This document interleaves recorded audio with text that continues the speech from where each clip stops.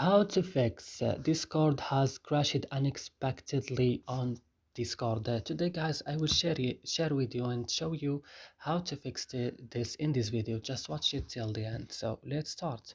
So first, you have to go and open the settings of your phone. After this, go directly to apps, and on apps, go now directly to Discord.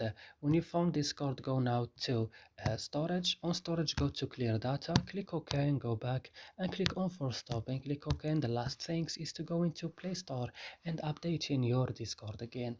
And that's it, guys. I hope this video is helpful for you. Don't forget to like in and subscribe in our channel, and see you in another videos.